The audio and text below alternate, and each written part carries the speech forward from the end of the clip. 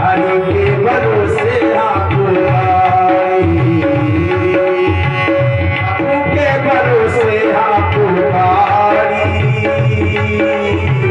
हरि के भरोसे होगा। जय श्री राम, जय श्री राम।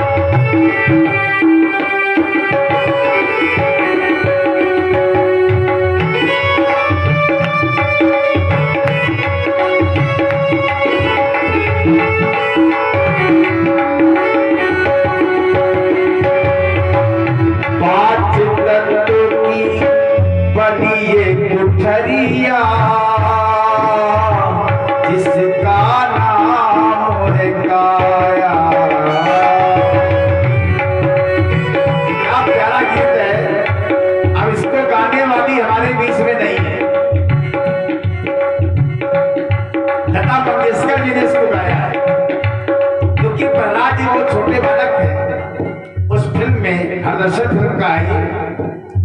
इतना प्यारा गाया है कि अभी तक ऐसी कोई कोयल दूसरी नहीं आई है। पांच तत्व की बनी ये कुठरिया, जिसका नाम है काया, जिसका नाम है काया। हर एक जीव रहे इस जग में, देकर सांस गिराया, देकर सांस गिराया।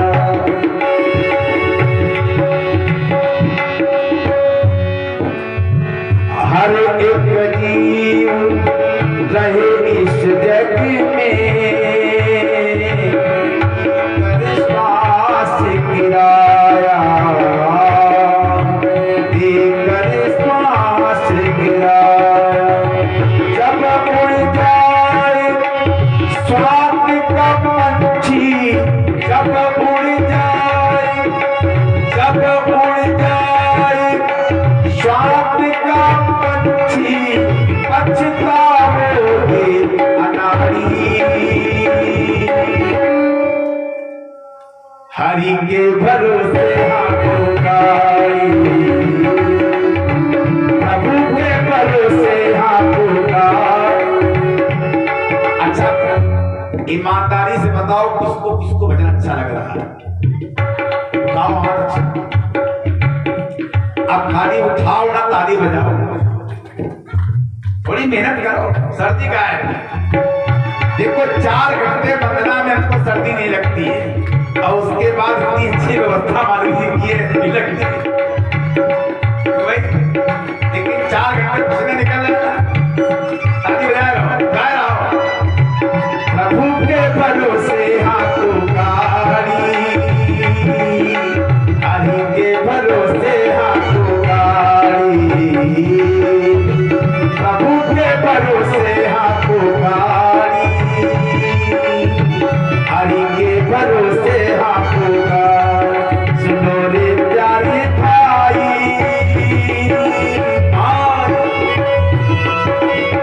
प्रभु के भरोसे हाथों गाड़ी,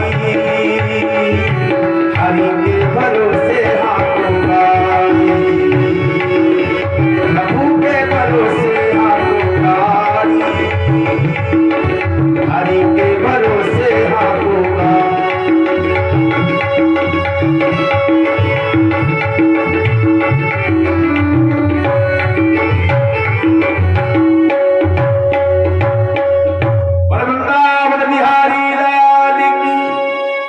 और जैसे ही प्रहलाद को पहाड़ों की ओर से फेंका, तो भगवान स्वयं कमल के रूप में आ गए, और प्रहलाद को ऐसा लगा जैसे कमल के ऊपर गिरे, कहीं चोट नहीं आई।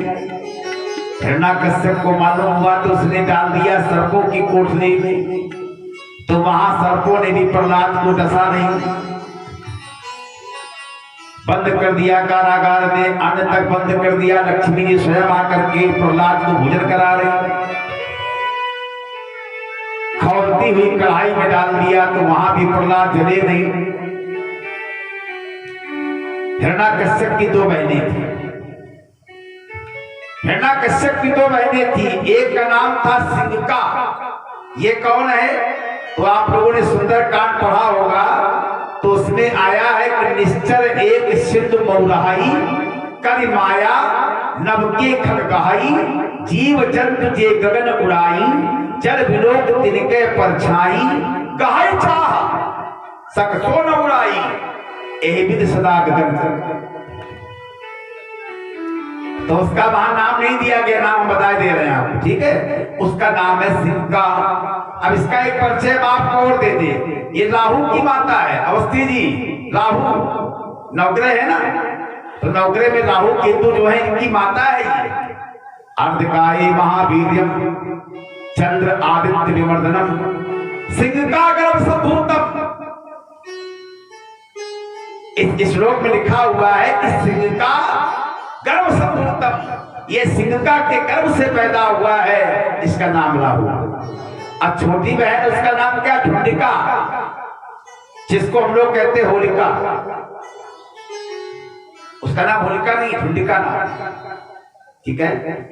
और इसको अन्य भगवान का वरदान था, इसके पास एक साल थी, साल।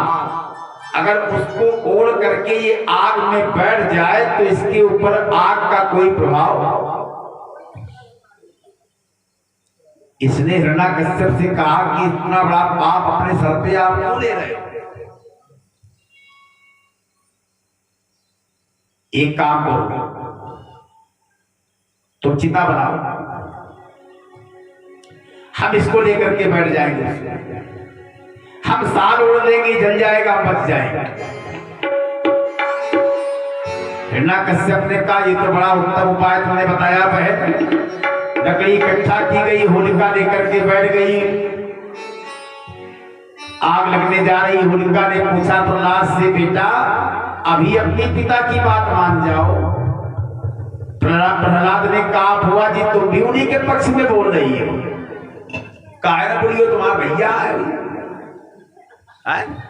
अरे बुआ जी जो बात सही है उसको मानना चाहिए, जो बात सही नहीं उसको क्यों मानना चाहिए?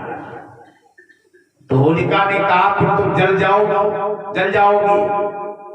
प्रहलाद ने कहा कि अगर जल करके मरना लिखा हो, जल करके मरेंगे। नहीं, मरना निश्चित है, और जिस प्रकार से मृत्यु होनी होती है उसी प्रकार से होती है।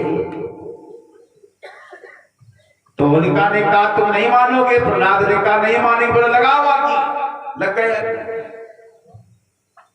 हाथ जोड़ करके भगवान का स्मरण प्रहलाद जी कर रहे हैं। तभी पवन का झोंका आया, साल होलिका के शरीर से उतर करके प्रहलाद की चपक गई। भगवान जल गए। और ये होली खेली जाती है, ये उसका पति जब उसको मालूम हुआ कि ये मर गई है तो वही चिता की भस्म अपने ऊपर डालने लगा। तब से अभी गुलाल चल गया। इतना खराब त्योहार होता है ये रंग खेलने वाला, कि आजकल इतने केमिकल आ रहे हैं कि अगर जरा सावधान न हो तो काव आंखें खराब हो जाए, ठीक है? काव आपकी चमड़ी में रिएक्शन कर जाए। तो अब चूंकि बड़ा खतरनाक हो गया, पहले लोग इस प्रकार का होली नहीं खेलते थे। अभी गुलाल की होली आज की नहीं, वो पुरानी है, लेकिन पहले घरों में बनाई जाती थी। आरारोट में कलर बना दिया गया, हल्का सा होली का गुलाल हो गया, है ना? तो इस प्रकार से प्रहलाद यहां से बच गए। तब मारे क्रोध के जो है खंबे में बांध दिया।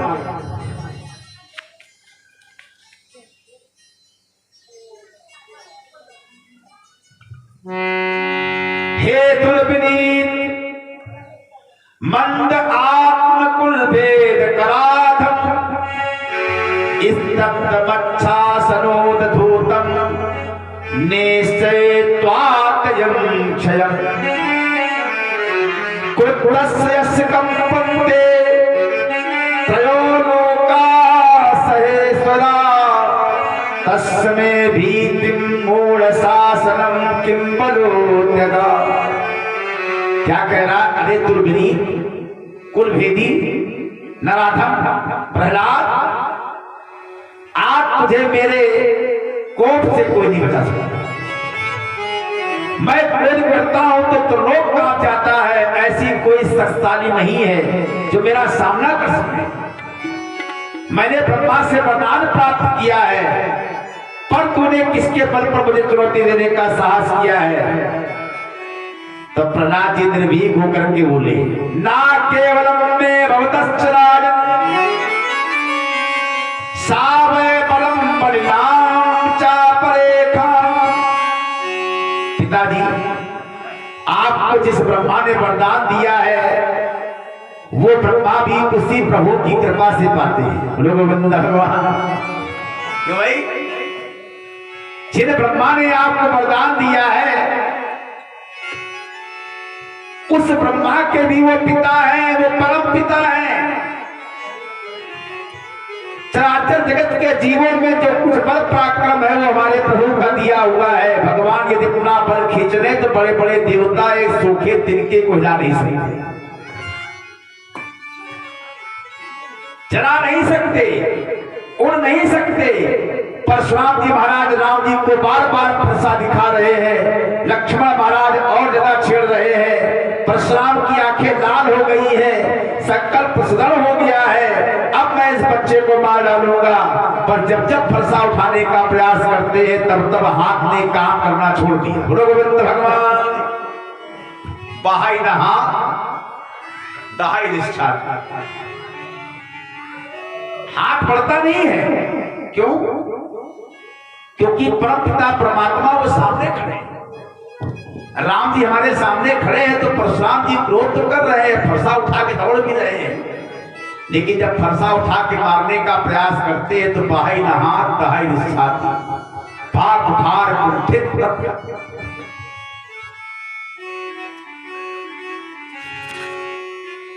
अंतोगत्वा भगवान परशुराम जी ने राम जी को सारंग दिया और जैसे ही भगवान ने सारंग को चढ़ा दिया तो परशुराम जी पहचान गए। अपने प्रभु को पहचान करके उनकी प्रार्थना करके, जो चेतन का जड़ करई जड़ई करई चेतन, जो जड़ को चेतन करते हैं और चेतन को जड़ करते हैं। बलवान के भी बलवान है। आप अपने को त्रिलोकी का विजेता मानते हैं, पर सबसे पहले अपने घर को ही जीत लीजिए।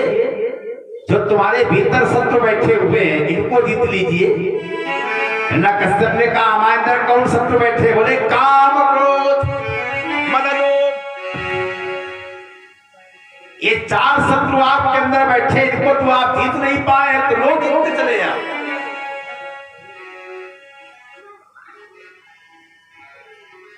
हिरण्यकश्यप ने कहा भगवान ये सबको बल पराक्रम प्रदान करता है तो कौन कहां रहता है? वो प्रहलाद ने कहा पिताजी ये पूछिए कहां नहीं रहता है? जल थल अग्नि आकाश पवन पर केवल उसकी सत्ता, बिनु हरि कृपा के हिले नहीं एक पत्ता। वो कड़कड़ में वास करता है, रोम रोम में वास करता है। हम में भी है, आप में भी है, इनमें भी है, इनमें भी है, इनमें भी है। हिरण्यकश्यप ने कहा जिस खंबे में तू बंधा है इसमें भी है? बोले हाँ। हिरण्यकश्यप ने कहा पहले तेरे भगवान से मिलूंगा, अब फिर तुझको तोड़ूंगा। छाया गड़ा उसने, अब घुमा करके जैसे खंबे में मारा, खंबा चटरा करके टूट गया।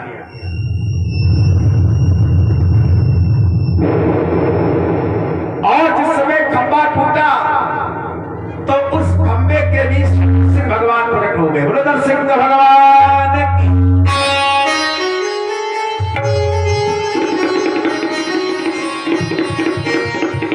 कैसा स्वरूप है उनका? नरसिंह। शरीर नर का है लेकिन उनका जो मुख है वो सिंह का है। और इतना विकराल स्वरूप है कि उस विकराल स्वरूप को देख करके इतने वर्षों से जो हरि से बैर कर रहा था हिरण्यकश्यप, उसका बल छिड़ गया। भगवान ने हिरण्याकश्यप को अपनी गोद में उठा लिया। उस समय गोधूल बेला का समय था, सायंकाल का समय था, जिसको ग्रामीण भाषा में कहते कुबरिया। उसका कोनो अर्थ नहीं है, न दिन की बिरिया है, न रात की बिरिया है, और कुबरिया है। क्यों है? मलमास का महीना है, जिसका एक नाम है अधिक मास। अब की बात पड़ रहा है, किस महीने में है? सावन के महीने। अब की दुई सावन है मां। हाँ, 60 दिन सावन रही। अब की तो आनंद आनंद है। अपन मायके हो या रुद्राभिषेक कर लीजिए। क्यों भाई? क्योंकि श्रावण के महीने में मायके जाने का लाभ अलग है, आनंद होता है। ठीक है, सावन का महीना मायके में व्यतीत होता रहा है। सावन के महीने में हरियाली चारों तरफ होती है, तो मन प्रफुल्लित होता है। तो अब की बात ये अधिक मास पड़ेगा, हर 3 साल में एक बार पड़ता है। सायंकाल का समय है, भगवान लेकर के चौखट पर बैठ गए। उन्होंने कहा हिरण्याकश्यप से कि तुम्हारा अंतिम समय आ गया। तो हिरण्याकश्यप हंसने लगा। उसने कहा हमारा अंतिम समय कैसे आ गया? हमें कोई मार ही नहीं सकता। भगवान ने कहा कौन नहीं मार सकता है? उसने कहा इसलिए कि मैंने ब्रह्मा जी से वरदान दिया है। भाई, हमने ब्रह्मा जी से वरदान दिया, हमें कोई मार सकता है क्या? भगवान ने कहा अच्छा क्या वरदान मांगा है? बोले हमने पहले मांगा है कि ना मैं दिन में मरूं, ना मैं रात में मरूं। तो भगवान ने कहा इस समय दिन है? बोले नहीं। बोले रात है? बोले वो भी नहीं है। बोले फिर क्या और क्या मांगा? बोले हमने मांगा कि ना अंदर मरूं ना बाहर मरूं। तो भगवान ने कहा चौखट पे बैठे। बोलो गोविंद भगवान है, ना घर के अंदर है ना बाहर है, इसीलिए हमारे यहाँ चौखट पे मना किया जाता है बैठने की। क्या दीजिएगा? फिर आप लोगों की बात आ गई। बड़े बुजुर्ग डांटते रहते चौखट में बैठो, चौखट में बैठने बड़ा सारे चली जाएगी ना। चौखट पर जो है नहीं बैठा जाता है। जो लोग चौखट पे बैठते हैं तो बुढ़ापे में उनका सिर हिलता है। बोलो गोविंद भगवान की। अब जिसकी इच्छा हो कि बुढ़ापा से हिलावन, वो बैठे चौखट में, नहीं बैठे। बोले और क्या मांगा? बोले ना मैं किसी नर से मरूं ना किसी पशु से मरूं। बोले हम आपको क्या दिखाई दे रहे हैं? ना हम नर है ना पशु है। बोला मैं ना किसी महीने में मरूं। भगवान ने कहा ये तुम्हारा महीना नहीं है, ये तो अधिक मास मैंने बनाया तुमको मारने के लिए है। बोला ना मैं अस्त्र से मरूं ना शस्त्र से मरूं। भगवान ने कहा कोई अस्त्र हमारे पास नहीं। और ऐसे उसके पक्ष में नाखून को गड़ाया भगवान ने, और एक ही बार में उसका सीना फाड़ दिया। उसके प्राण निकल गए और उसकी आंतों को निकाल करके भगवान ने अपने गले में पहन लिया। बोलो नरसिंह भगवान की। अब तो इतना क्रोध है उनके, इतना क्रोध है उनकी आंखों से जैसे अंगारे गिर रहे हो, जीभ लपलपा रही है, रोए रोए खड़े हो गए हैं। उनके इस विकराल रूप को देख करके सारे देवता घबरा गए। अब किसी भी देवता की हिम्मत नहीं पड़ रही कि आगे जाकर के हिरण्याकश्यप को नरसिंह भगवान को मनावे। सब देवता हाथ जोड़ने लगे। सब देवताओं ने परामर्श किया ऐसा करो लक्ष्मी जी के पास चलो, लक्ष्मी जी इनकी पत्नी है, वही समझिए। कभी कभी जब कोई बहुत परेशान करता है तो उनकी श्रीमती जी को बुला लाओ। ताई का बात है, ज्यादा दिमाग खराब हुई रहेगा तुम्हारा, रात मोहन चलो क्या भाई? श्रीमती जी आएंगी तो साथ हो जाएंगी। लक्ष्मी जी के पास संदेशा पहुंचा, माता जी तुम्हारे पति बहुत क्रोध में। लक्ष्मी जी ने कहा मान ही नहीं सकते। हमारे पति जैसा कोई सीधा है ही नहीं, इतना सीधा। नव कंज लोचन कंज मुख कर कंज पद कंजाल, श्री रामचंद्र कृपाल भजु हरण भव